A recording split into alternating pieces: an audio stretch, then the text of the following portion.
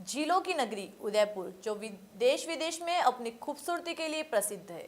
इस खूबसूरती को बरकरार रखने और आगे बढ़ाने की सबसे महत्वपूर्ण जिम्मेदारी नगर निगम की है, जो पिछले 30 सालों से कमल पर सवार है, यानी भाजपा का बोर्ड है।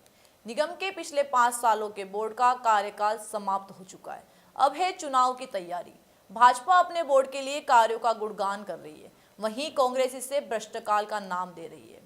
शहर में कितना विकास हुआ या आगामी वर्षों में क्या मिलने वाला है, कांग्रेस क्या विरोध कर रही है, भाजपा किन विकास कार्यों का गिना रही है, देखिए स्पेशल रिपोर्ट। उदयपुर नगर निगम, जहां 1994 से आज तक लगातार भाजपा का बोर्ड है और इस बार भी पार्टी ने अपना ही बोर्ड बनने का दावा किया है। बात करें नगर निगम की तो यहां 1965 में सिटी कॉरपोरेशन चलता था। इसके बाद उदयपुर ने नगर परिषद और फिर नगर निगम तक का रास्ता तय किया। नगर परिषद के समय भी यहां भाजपा का दबदबा रहा, यानी भाजपाई बोर्ड रहा। अब नगर निगम बना और भाजपा ने ही नगर निगम पर कब्जा जमाया। 50 वार्डों से बना उदयपुर नगर निगम आज 70 वार्डों तक पहुंच गया है, यानी शहर के बढ़ते क्षेत्रफल के साथ शहरी सरकार का भी रूप बढ़ता जा रहा है। नहीं, नगर निगम में जितने भी बोर्ड रहे हैं उन्होंने अपने अपने हिसाब से पूरे शहर को साफ सुथरा, सुंदर और विकास के कामों की भरमार भी रही है और हर बोर्ड ने अच्छा काम किया है। हाँ, पर एक ये है कि मेरे कार्यकाल में जो हमारा जो कार्यकाल था उसमें डायरेक्ट मेयर का चुनाव हुआ था और हमारा ये सौभाग्य भी था कि नगर परिषद से नगर निगम में 5 साल के इस बोर्ड में तो फ्लाईओवर का निर्माण हुआ है। एलिवेटेड रोड के लिए भी इन लोगों ने बहुत प्रयास किया है और शहर के विकास के लिए बड़े-बड़े जो प्रोजेक्ट है आदरणीय ताक साहब, चूँकि बहुत बड़े इंजीनियर राजस्थान के रहे हैं, तो उन्होंने इन सब चीज़ों के लिए बड़े प्रोजेक्ट जो थे, उसमें काफ़ी अच्छा उनका रोल रहा है, बहुत अच्छा काम किया है। ये रहे नगर निगम के महापौर किरण माहेश्वरी 1994 से 1999 तक, युधिष्ठिर कुमावत 1999 से 2004, रविंद्र शिमाली 2004 से 2009, रजनी डांगी 2009 से 2014, चंद्र सिंह कोठारी 2014 से 2019, गोविंद सिंह टाक 2019 से 2024। उदयपुर नगर निगम में भाजपा के लगातार 30 साल तक बोर्ड रहने के पीछे एक ही शख्स का नाम आता है, वो है पंजाब के राज्यपाल गुलाब चंद कटारिया। भाजपा नेताओं का कहना है कि राज्यपाल कटारिया उदयपुर में भाजपा की ऐसी मजबूत नींव करके गए जिस पर खड़े भाजपा के किले का ध्वस्त करना कांग्रेस के लिए टेढ़ी खीर है। हमारा सौभाग्य रहा है शहर का कि माननीय गुलाब चंद कटारिया साहब, जो भी चंडीगढ़ के प्रशासक भी हैं और पंजाब के राज्यपाल हैं महामहिम, उनका मार्गदर्शन और जो कार्यकर्ताओं को उन्होंने तैयार किया है और उदयपुर की महान जनता ने जो आशीर्वाद प्रदान किया है। आप देखिए, निरंतर 6 बोर्ड राजस्थान के अंदर, एक उदाहरण उदयपुर का है जहाँ पर निरंतर 6ठा बोर्ड ने अपना कार्यकाल पूरा किया है।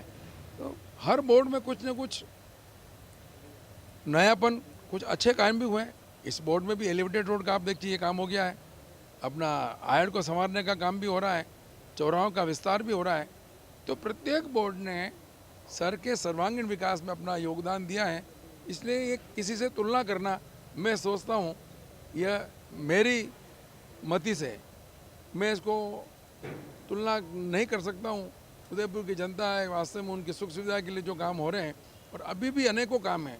यहाँ के पहाड़ हैं, यहाँ की जो झीलें हैं, ये यहाँ का जो पर्यावरण है, हम और स्वच्छता है, इसको हम किस प्रकार से और अच्छा कर सकें। और उदयपुर की जनता की जो मांग है, जो जिस प्रकार से यातायात का दबाव बहुत ज़्यादा बढ़ता जा रहा है, तो नए कुछ सड़कों को खोलकर और कुछ दूसरे जो काम हमारे हैं उन कामों को पूरा कराकर उदयपुर की बेसिक आवश्यकता क्या है, हर एक प्रत्येक वार्ड में क्या क्या हम समस्या महसूस कर रहे हैं, मेरा मानना है बहुत कुछ उनका निदान हुआ है। राजनीतिक परिदृश्य से उदयपुर भाजपा का गढ़ माना जाता है, लेकिन पिछले 5 साल के दौरान भाजपा में एक क्षण ऐसा भी आया जो इतिहास बना। दिग्गज नेता और पूर्व उप महापौर पारस सिंह भी अपनी ही पार्टी के नेताओं के विरोध में खड़े हुए। कारण था विधानसभा चुनाव में उनका टिकट कटना। विरोध ऐसा कि कुछ दिन पहले हुए एलिवेटेड रोड के शिलान्यास कार्यक्रम से भी उनकी दूरी चर्चाओं में रही है। देखिए, अब किसने क्या क्या नहीं किया, ये उदयपुर की जनता सब देख रही है, परख रही है, जांच रही है। और इसलिए तो एक परिवार में छोटा मोटा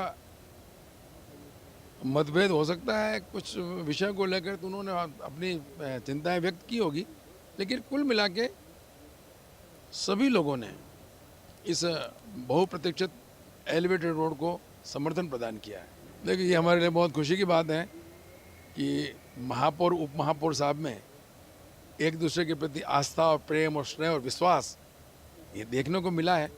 इसलिए आदरणीय गोविंद सिंह जी महापौर साहब ने भी अपनी शक्तियों का विकेंद्रीकरण कराया है और उप महापौर साहब को पूरी तवज्जो देकर साथ में लेकर काम किया है। हमारे लिए एक वास्तव में एक उदाहरण है। तो पावर सेंटर तो कुछ नहीं है, देखो जो पावर तो पूरा बोर्ड में होता है और उसके मुखिया के पास भी होता है, तो सबको साथ में लेकर चले हैं, तो हमारे लिए तो बहुत प्रसन्नता की बात है। भाजपा अपने कार्यकाल को लेकर भले ही गुणगान कर रही है, लेकिन कांग्रेस ने इसे भ्रष्टकाल बताया है। कांग्रेस नेताओं ने कहा है कि स्वास्थ्य और गैराज सहित किसी भी समिति ने कोई कार्य नहीं किया है। पुराने शहर में पर्यटकों के लिए कोई सुविधाएं नहीं दी। अब सिर्फ अपने मुंह मियां मिट्ठू बनना तो भाजपा नेताओं की आदत है। उदयपुर में आपको विकास नजर आ ही रहा होगा, लेकिन पिछले 5 साल का जो बोर्ड रहा पूरे भ्रष्ट में लिप्त रहा। उदयपुर नगर निगम की एक भी समिति बिना भ्रष्टवाड़े के उजागर नहीं हुई है। भले आप स्वास्थ्य ले लीजिए, भले गैराज समिति ले लीजिए या विरासत समिति ले लीजिए। जबकि विरासत समिति का तो पार्षद गेहूं चोर था, उस पर आरोप भी साबित हुआ, लेकिन सरकार सो रही थी।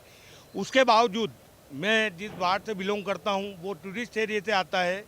उस वार्ड में हम पार्षद जी को ध्यान है, एक टूरिस्ट आता है घूमने, बच्चों को लेके आते हैं, एक टॉयलेट तक नहीं बना सके। स्मार्ट टॉयलेट का कलेक्टर साहब और आयुक्त साहब को कई बार लिख के दिया, लेकिन पार्षद ने अपने स्वार्थों की पूर्ति के लिए स्मार्ट टॉयलेट नहीं बनने दिया। उसने खाली वार्ड में पतेड़े लगाए, पता नहीं उनको पतेड़े से क्या प्रेम था इतना।